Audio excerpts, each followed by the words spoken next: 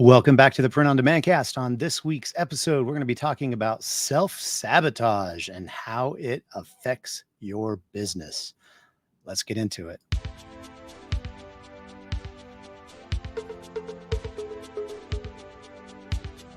Radical! Welcome to this week's episode of the Print on Demand cast. Each week, join the gnarly Travis and Josiah as they provide insight into the print on demand industry and equip you with the totally tubular tools, advice, and strategies you need to achieve success and hopefully have a few laughs along the way. Now on to this week's Totally Tubular show.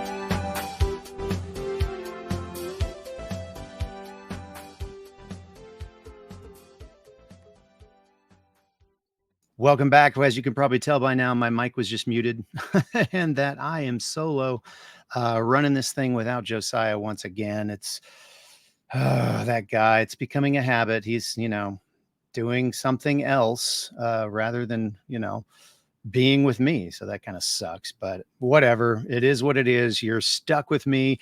This is going to be a little bit of a different kind of show. We're going to be talking about self-sabotage, which is more kind of, I don't know, like self-help, I guess. But I do think it affects our businesses in a lot of ways. It has definitely affected mine, and I'll share more about that in the show. But first, a couple updates. My back, for those of you who reached out, and there's several people actually that reached out and said, "Hey man, I hope you're feeling better," et cetera, et cetera. Really appreciate that. That's really kind of you. I am actually feeling a lot better. Started physical therapy on Monday, and got some things to do to kind of get my back a little bit more in shape, maybe a little stronger, so it can kind of protect my spine, and hopefully it it does what it's supposed to do, and I don't have any more of these debilitating injuries or flare-ups, I guess. So we'll see what happens. But thank you for thinking about me, for praying for me, for whatever you did for me. Feeling a lot better and able to actually walk around and do stuff. So that's kind of cool. Been getting some local print on demand orders lately. Local stuff is actually really cool. Like I've said a lot of times recently, even print on demand doesn't have to be all online. You can do print on demand in your local community. And so got an order for 40 15-ounce coffee mugs that came in. Actually, she paid for it today. Earlier this week, I got some transfers that I'm going to actually put on some shirts for a company. And I'm just buying the transfers. I've got a really, really smoking DTF, direct to film vendor that does beautiful DTF. And it's really actually fairly inexpensive. And these are all going to be like left chest. And I think there's like 25 or 30 of them. And so it's about a $300 order, and my cost in the actual order is going to be about, $15-20 after I get the images in or the transfers in and shipped and everything. So that's a healthy profit. If you've got a flat press, that's something you could do right from your home. Same with the mugs. If you have some mug presses, you can offer that to local businesses. This is like a conference or something that they wanted to pass something out. And so a coffee mug is a great, kind of promotional product that a lot of people would like to give, in that situation. So last month did several orders too, still have a couple in the pipeline. So staying busy, never stopping online as well. I mean, it has slowed down a lot, but we're still continuing to add products as much as we possibly can every single week. And I mean, it really is all in the name of Q4, get to Q4. That's when most of the sales are going to happen. And I probably do half of my sales in Q4 for the whole year, if not half of my sales just in November and December. So hopefully that's what we're gearing up for. I want to have as many products as possible online when that super high buying season comes around again. So that's what's going on with me. Locally, let's jump into the favorite part, everybody's favorite part of the show. If I can find it here, it is the weekly dad joke. Time for the weekly dad joke. All right. So on this week's weekly dad joke, got a little bit of a story for you. You may have heard this before. I still think it's a hilarious joke. Maybe it's not a dad joke. I don't know. It's kind of dumb, so probably is. Anyway, so a rope walks into a bar and the bartender says, "We don't serve ropes here." So the rope walks outside and ties himself up and messes up his hair and walks back into the bar and says, "Give me a beer." The bartender says, "Like I said, we don't serve your kind in here. Ain't you a rope?" And the rope looks at him and says, "Nope, I'm afraid not."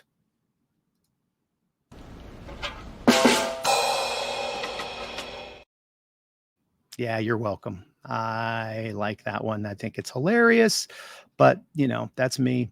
Told that joke for a lot of years and it's awesome.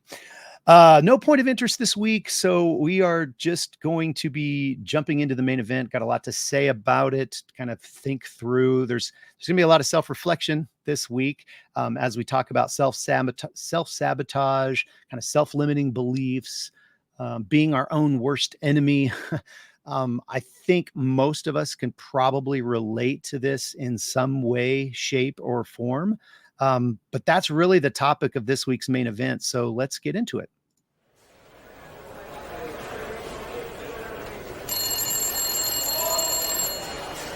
Main event, who's calling?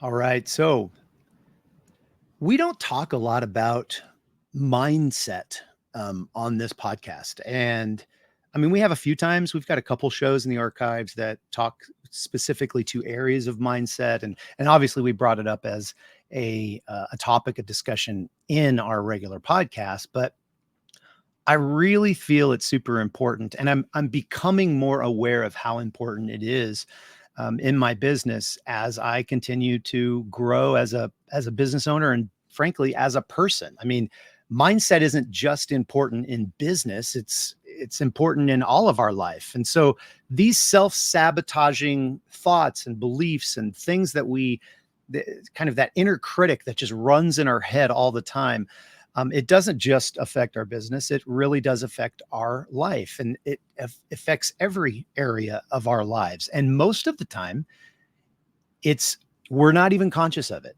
It's just something that we've lived with for so long that we don't think about it again.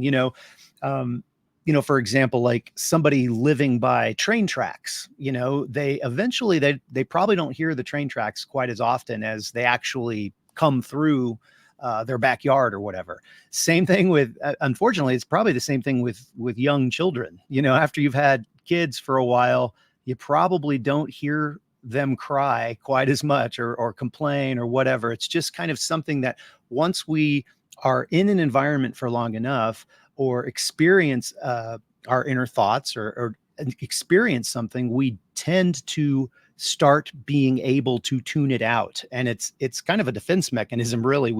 It's easier for us to not let things get out of hand. And so we just kind of let them go. And so this episode is hopefully going to highlight some of that and bring some awareness, because I think for me, that's one of the biggest things that I've been learning lately is how much awareness can really help and strengthen and help us grow, as we become whole, and I don't want to use the word better, because I think better, the word itself, just, I think it lacks what I'm trying to accomplish here. And because I think better evokes like a comparison model. I'm better today than I was yesterday. And I mean, in a way that's the goal, but I think more accurately, I was going to save this to the end, but I'm going to say it now, and I'll probably say it at the end again. My spiritual director, he's a great friend, and he's just a really, really good dude. He's got a lot of wisdom. And one of the things that he always says to me, he says, we are always learning, practicing, and becoming.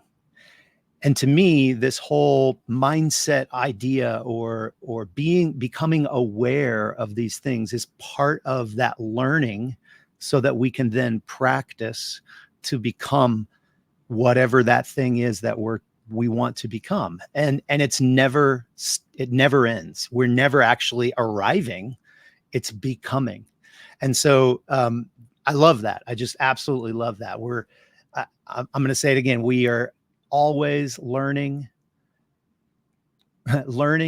practicing, and becoming. And I think that's such a good framework from which to listen to what I'm about to share with you. And hopefully, this will help you learn some stuff so that you can start practicing some things and becoming more aware of these self-limiting beliefs and these sabotaging thoughts that really do affect multiple areas in our life. So let me start by asking you a few questions, and just take a minute and think through these. So the first one is, how frequently do you dwell on previous mistakes or missed opportunities or poor choices, things that have happened in the past? How frequently do you dwell on those? Another good question is, are you your own biggest critic? Do you feel as though you're not where you wanted to be in life? And oh my gosh, I can relate to that one. I don't know that you guys know this, or I don't know, maybe some of you do, but I recently turned 50. I turned 50 in December of last year. And I'll tell you what, that was a hard day. Cause I don't feel 50, man. I feel like I'm 20, I mean, like in my mind, so my point is though, I'm 50, man. I should have A, B, and C possessions, and I should have this kind of job, and I should have this amount of money in my bank account, my 401k, my retirement, all these things. I can totally start dwelling on those. Those can definitely affect me. What about over analyzing things in your life to the point of overwhelm? So you're constantly thinking about all of the different things, not only that you have to do, but that you've already done, and that the things that you have to do are going to require you to do the next set of things. Once you finish this thing, it means, well, now, once I finish making these 40 mugs, that means I have to box them. That means I have to, call the person or text them, or, and let them know that they're ready. And then I have to get another job, another order or something. So over analyzing all of these things in your life to the point of overwhelm, I think that's an easy one to self-identify with. Or do you feel like a failure even though you're trying really, really hard? I think that's very, very common with print-on-demand entrepreneurs, because it's a difficult arena to be in. There's a lot of us out there. There's a lot of people selling. There's a lot of products out there. There's a lot of options for our customers. And so we're trying super hard. We're creating the listings. We're working. We're putting so much blood, sweat, and tears into this thing. It must be me. I'm just a failure. I can't do anything right. I mean, all of those types of thoughts are what we're talking about. I can totally relate to these questions, and I'm guessing you can too, in a way, or at least one of them. And like I mentioned earlier about having a spiritual director, I'm actually kind of in the middle of a journey to be more aware of these thoughts and this negative self-talk, this internal dialogue that happens that I've kind of tuned out, like the train in the backyard of the house. And I've been going on this journey to learn more about that, to become more aware, so that I can start practicing healthier habits and healthier ways of dealing with that, so I can become, so I'm seeing a therapist right now. Like I said, I have a spiritual director. I'm attempting to put these more practices in my life, slowing down, stopping, taking a minute to become more aware of these patterns and not let them just automatically operate in the back of my mind. Your mind, these thoughts could be thought of as like an operating system, and they're just automatically always going, and our thoughts are what actually determines our behavior. And you find that in any therapy session you go to, or, any psychologist worth their weight in salt is going to agree with that, because everything begins with a thought. And so if our thoughts are negative, then potentially our behaviors or our outcomes, our actions can also be negative. So if we can grab the thought before it becomes an action, we can change that action. So that's kind of where I'm at. And it's honestly the reason I wanted to talk about this on the podcast. Plus Josiah's not here. And I was like, well, too bad, buddy. I get to decide the topic. So that's why we're talking about it. You see, we often hold ourselves back from reaching our full potential without even realizing it. And in order to stop self-sabotaging ourselves with these thoughts and eventually then our behaviors or actions, we need to first identify them. We need to identify and understand these thoughts, these behavior patterns. And there's a ton of factors to contribute this. And they're different for each person. You may not deal with anxiety, but you may deal with procrastination. You may not deal with, you see what I mean? So everybody's kind of different. And the thing that I'm learning, or one of the things I'm learning, is that a lot of the times these limiting beliefs can be traced back to like early childhood. And that's why, I'm not trying to be your therapist here. And in no way am I trying to be your therapist. I'm trying to make you aware of some of these potential self-limiting beliefs, these self-sabotaging beliefs, these inner voices that don't have your best interest in mind, so that perhaps you can deal with this stuff. You can be more aware, and then you can potentially find things that work for you that you can put into practice, so we can get out of this kind of cycle of self-destructive thoughts and behaviors, even because, again, behaviors come from our thoughts. And so when we act those out, they can not only hurt us, they can not only hurt our business, they can hurt the people around us as well, and not let us reach our full potential as business owners and just as humans, So again, not here to be your therapist. These are just some ponderings and thoughts that I've been having, and ways in which I'm kind of dealing with this in my own life. And I thought it was applicable enough that I would share it with you guys. So as I talk about these unhealthy habits that we're about to talk about, think about the way they might affect your business and your life, but specifically your business in a negative way. Okay, so here's a list of a few, it's not exhaustive by any means, unhealthy habits that we engage in. The first one, perfectionism. Guilty as charged. This might show up, and it has shown up a lot for me in my business, as spending too much time on one specific task. I'm sometimes when I want to put such a good foot forward and make sure that I get the sale, that I spend so much time on the design or the mock-up or whatever, and I'm like changing it and changing it and changing it and changing it, as opposed to just getting a minimal viable product. They call that an MVP in the business world. Just getting an MVP out into the marketplace and moving on to the next one, so I can continue, so I can get more potential products out there. I can come back as a specific task and maybe change some of those things. I can update the descriptions and the bullets, and I can even change the mock-ups if I want. But in order to test it, it can't be sitting on my hard drive. It has to be out there in the world, so someone can actually see it and potentially give me a response by buying it or not buying it. And that's how they vote. And that's how I know what is a good product and what's a not so good product.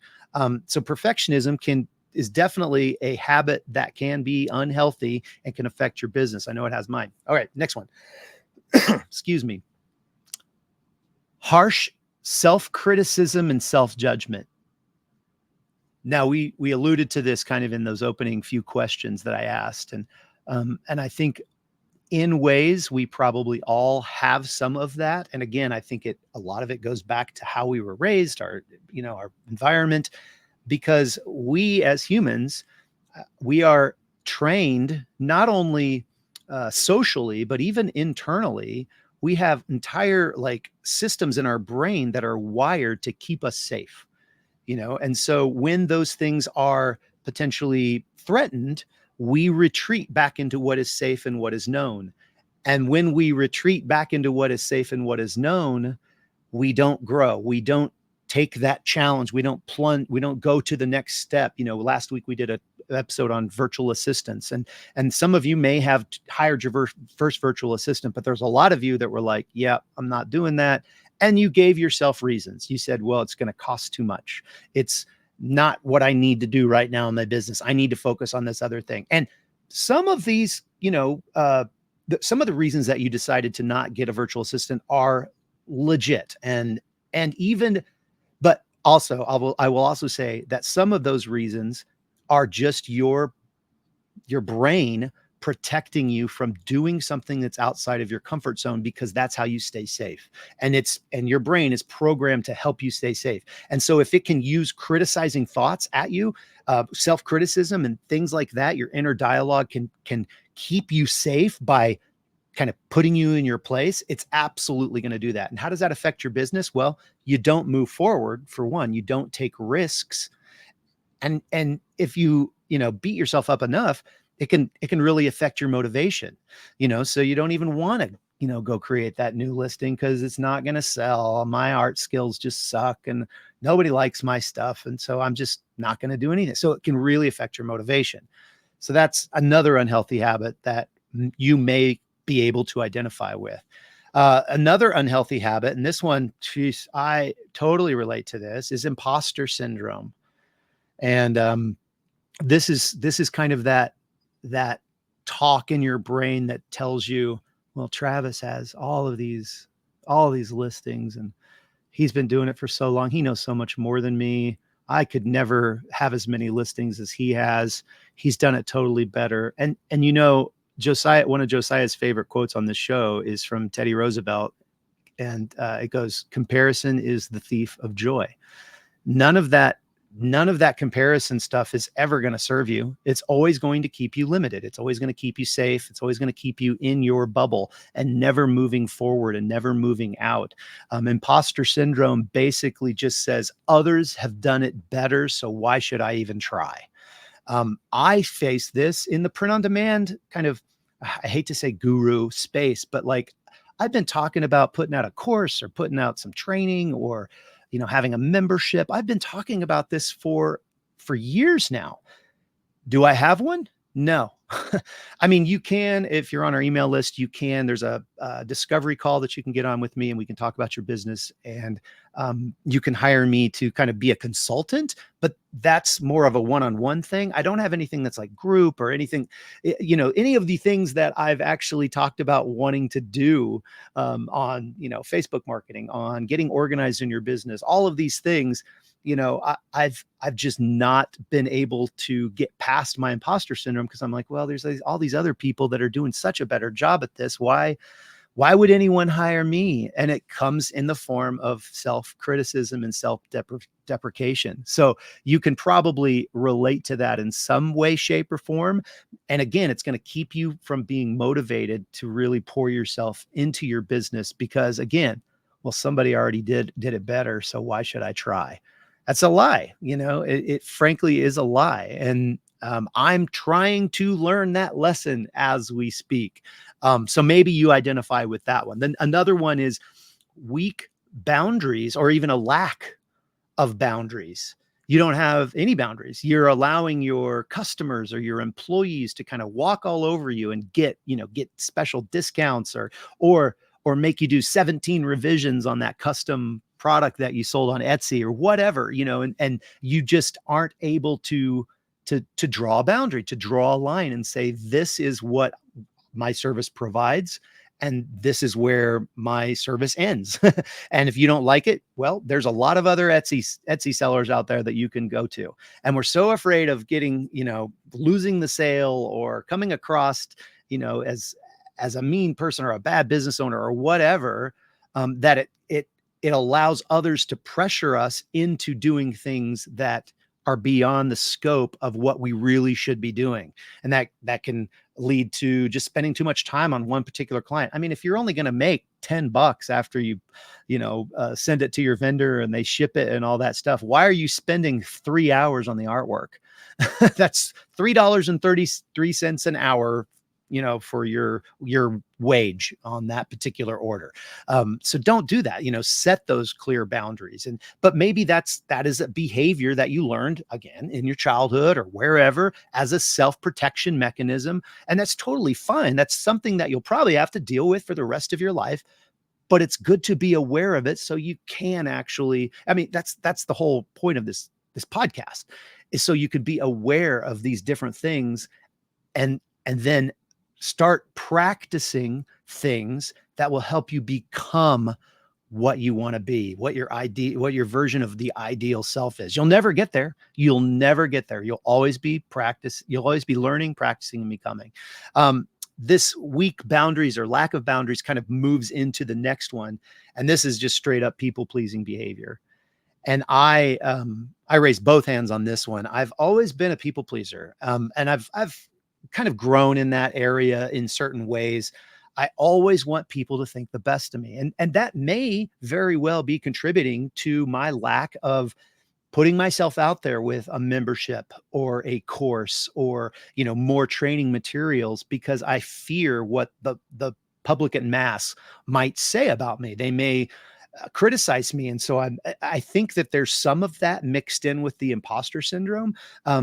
But what this people pleasing behavior will absolutely do, and is doing to me, is that I have made hardly any money. Actually, I don't think we've made any money if you factor in all the podcast episodes, hundreds of hours of, recording, editing, putting out a newsletter, creating the website. I've spent thousands of dollars on all of these different things, and we haven't made hardly anything.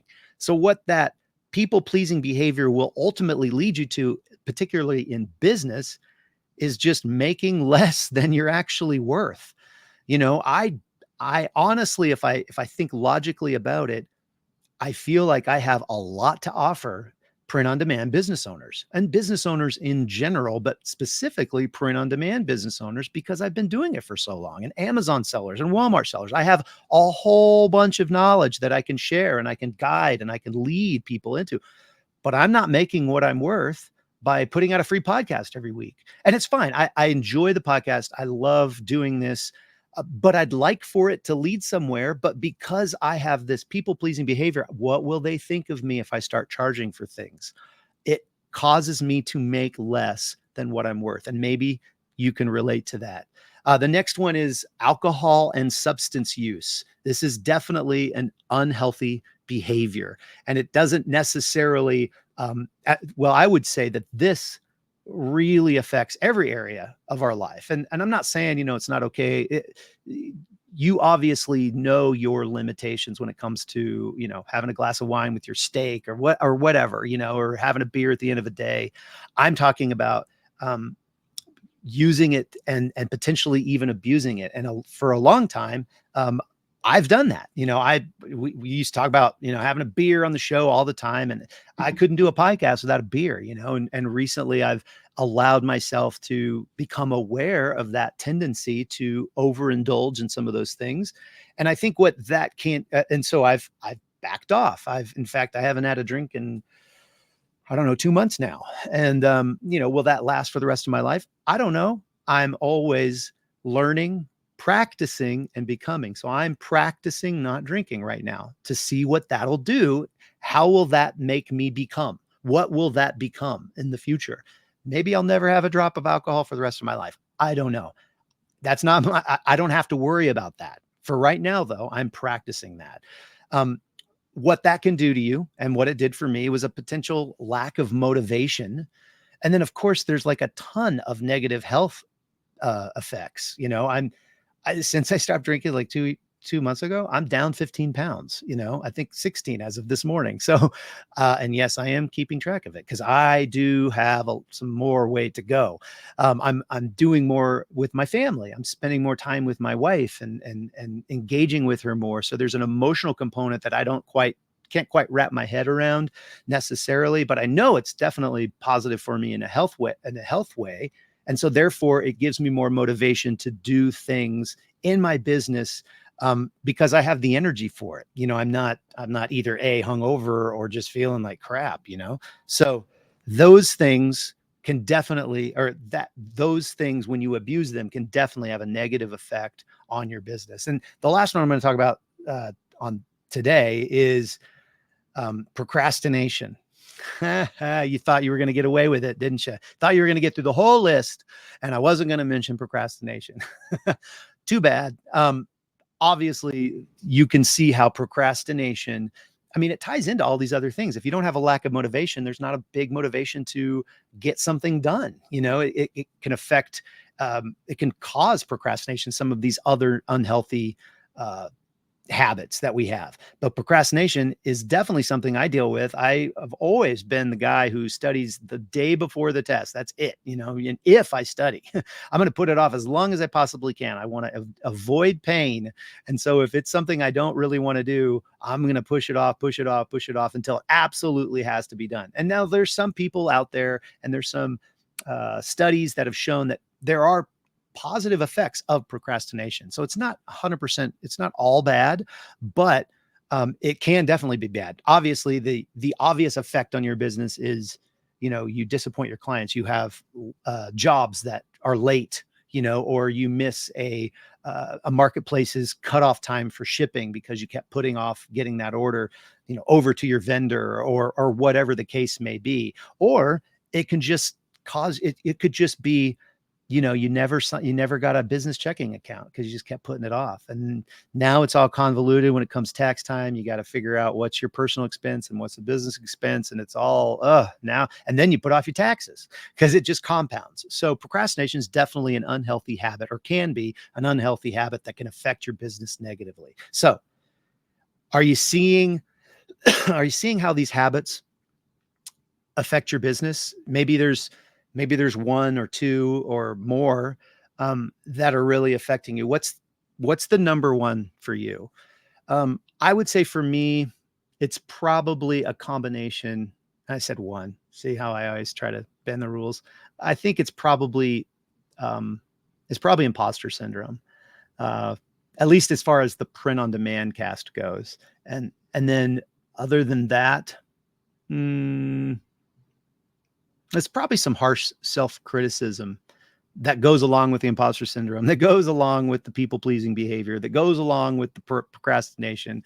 It goes along with the perfectionism. So there's a mixture probably for you of a few or even potentially all of these. And you can see how this just makes this kind of stew of bad habits, and they all kind of blend together, and you just get this really bad outcome, and so what can we do to stop being our own worst enemy? And obviously, again, I'm not here to be your therapist, but I do feel like we can start breaking the cycle of these self-sabotaging behaviors before they ruin our businesses, before they ruin our lives. And I would say, before I get into this, I'm just going to go through a couple of tips. I would say that having somebody to talk to is super important. And actually that's kind of one of my tips, but take some of these to a counselor, to a trusted friend, to an advisor, to a spiritual mentor, like I have with my buddy Craig. And I get to talk to him, and he shares a lot of really cool things. But let's just jump into these tips, and then we'll kind of go through how they might apply. But the first one is take responsibility for your own happiness and well-being. This isn't something that, it is something that you can put off, just like, you never hear the train in the backyard. It just happens. And you just go through life unconsciously. And then you find yourself in 5 or 10 years and you're like, what just happened? You turn around and you're like, you're potentially full of regret. You're potentially full of missed opportunities. You're not as far along potentially in your business as you'd hoped because of all these different self-sabotaging thoughts and beliefs that have created actions that actually harm you and your friends.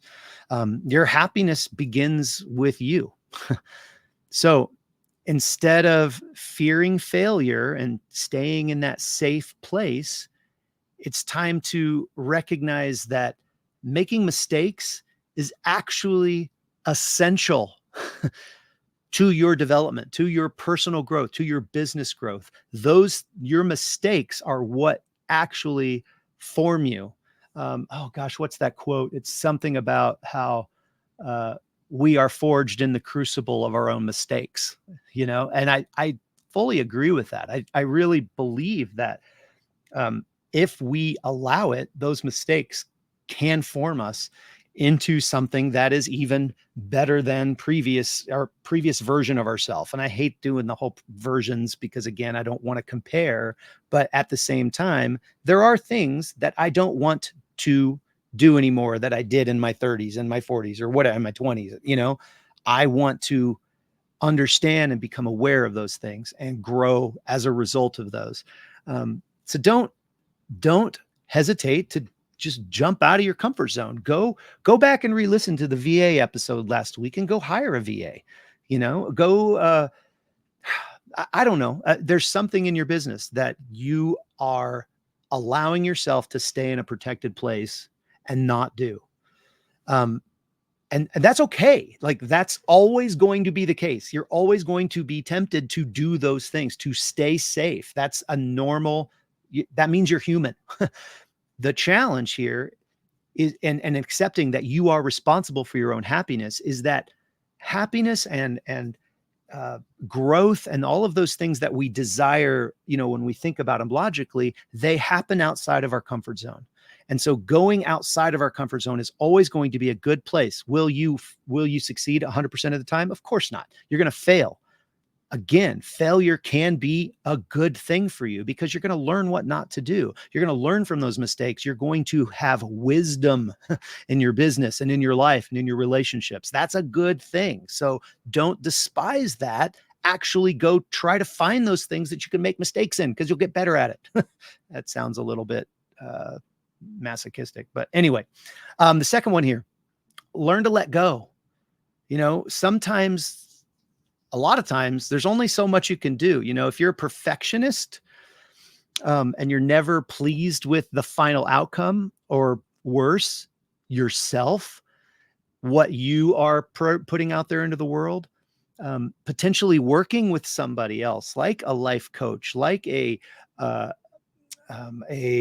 spiritual director, a therapist. They can help you set boundaries for yourself so you don't get taken advantage of. They can also help you learn to accept these kind of weird little proclivities about ourselves that have been the source of self-deprecation and bad self-talk and, self-sabotage that becomes self-sabotage if left unchecked.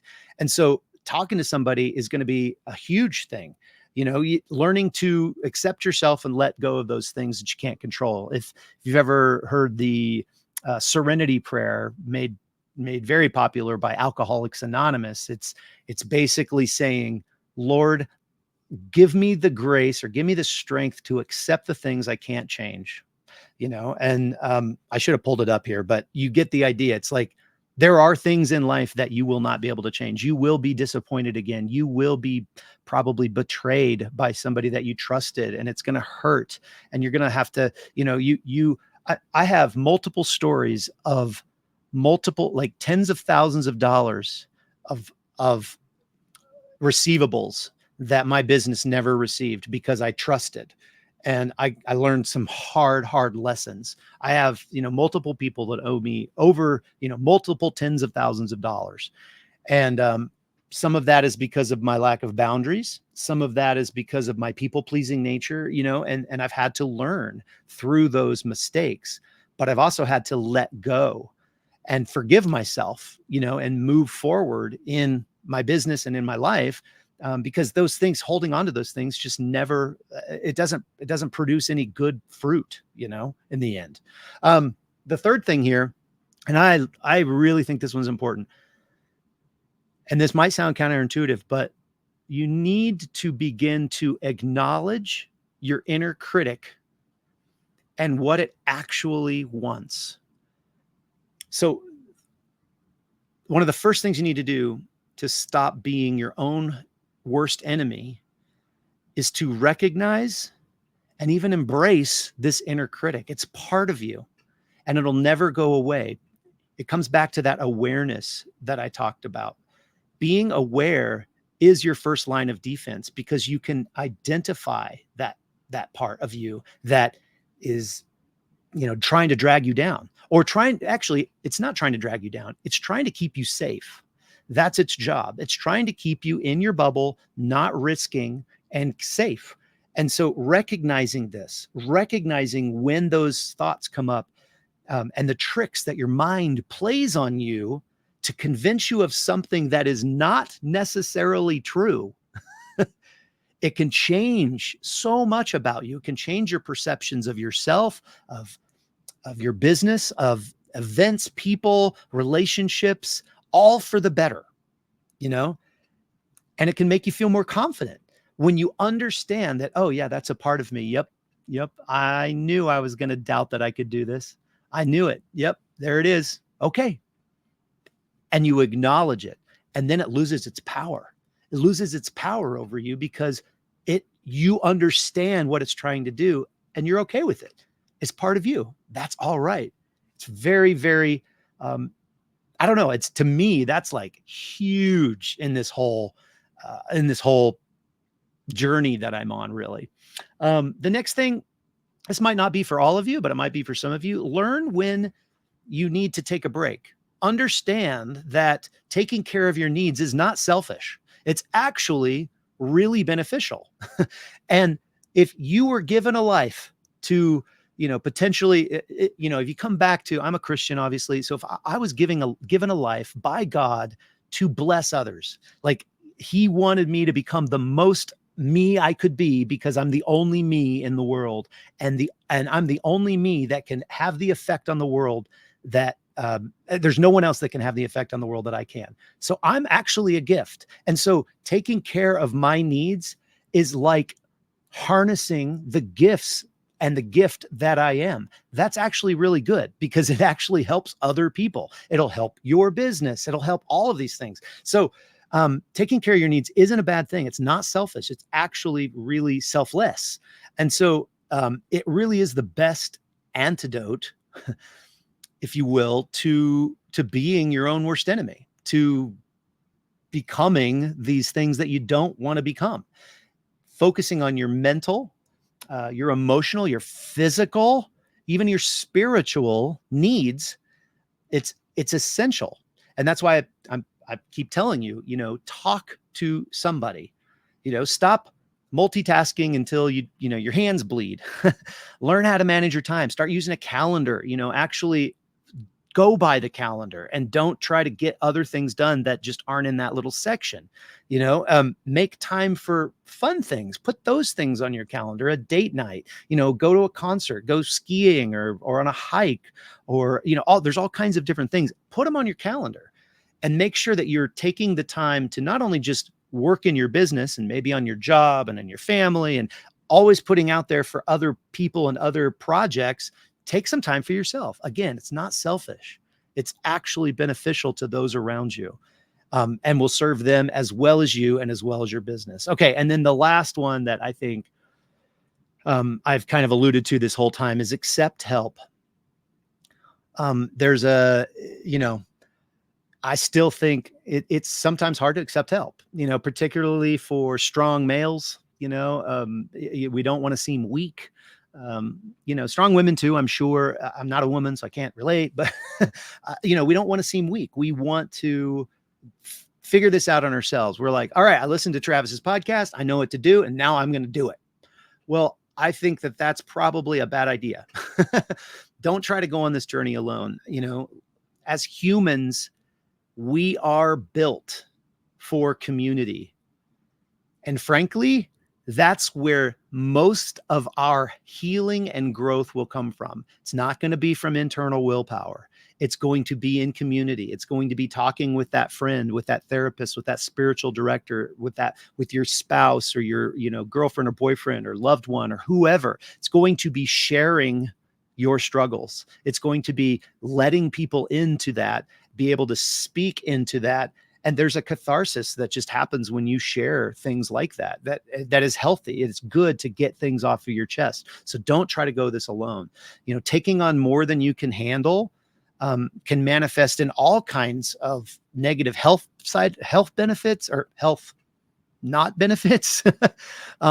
And ultimately, you'll crash and burn. I mean, you will hit a wall. You cannot do this all on your own. We are, as humans, meant to live in community and have places where we can let these things out.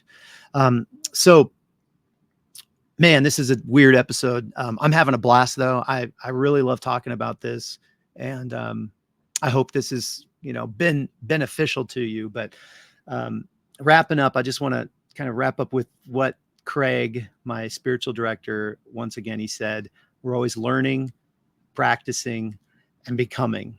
And this perspective really, it frees me in a way from self-sabotaging thought that I have to get all this right.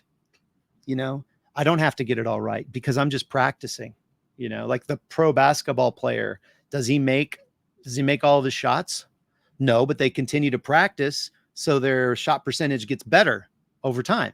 They practice so that they can become, and it started with a thought. It's like, I want to be good at basketball. Well, what am I going to do then? Well, then I'm going to practice. And what is that going to do? Well, that's going to make me become better at basketball. And so instead of having to get it right and having to hit 100% of those shots or beating myself up when I don't, I can practice these disciplines of, I don't even like calling them disciplines. I like calling them practices. I'm practicing slowing down, stopping, considering how's my body feeling today? How's my gut? How's my heart? How's my head? What are the thoughts I've been thinking about today? And I'm taking time to do those things and practice those things so that I can become somebody who actually has an internal life, and I'm not just doing all the time, So it's the same with you. These internal voices are always going to be with you. This self-criticism, all of this stuff is always going to be with you. You'll never become Travis 2.0 or whoever 2.0. You'll always be 1 dot something. And that decimal will go a long ways. You'll never become a new thing. You're always going to be a version of what you are. But the cool thing is that that's okay. That's enough to begin practicing, to begin putting some of these things into action because you thought, I'm going to do this. I'm going to start practicing and I'm going to become something. I'm going to continually be becoming something that is a benefit to those around me, to my business, and to myself, to my health, to my spiritual health, to my mental health, all of those things. Our job really is to recognize these limiting beliefs, these self-sabotaging thoughts, all of these things, and see them for what they are. And guys, that's the practice that I'm inviting you into. And I really hope that you'll seriously consider that. You'll seriously consider joining me in this kind of journey of internal work, and it's not easy. It's really not easy. So that's all I got for you guys today. I know it was a little bit of a different episode, but I hope you liked it. I'd love to hear your thoughts if you enjoyed this kind of more mindset episode versus more of the practical things that we typically do. We might, if we get enough feedback, we might do some more of this type of stuff. I don't know. I haven't even talked to Josiah about it. He doesn't know this is coming out, but too bad. So sad. You couldn't be here, Josiah, but I do miss you. I think that's going to wrap it up. Again, please reach out to me. If you got any questions, respond to the email that'll come out probably tomorrow sometime. And just give me some feedback. I'd like to know. This is my people pleasing. I want to make sure you guys liked it. You're not like going, what the hell? This is a print on demand podcast. This ain't a self-help podcast, but what do you guys think? Share your thoughts with me. And, I hope you have a great week. I hope that some of this hit home for you and will be helpful. And, full disclosure, I am just wasting time until I can find the outro bumper. But until next week, for Josiah, I'm Travis. We'll see you next week right here on the Print on Demand cast. See ya.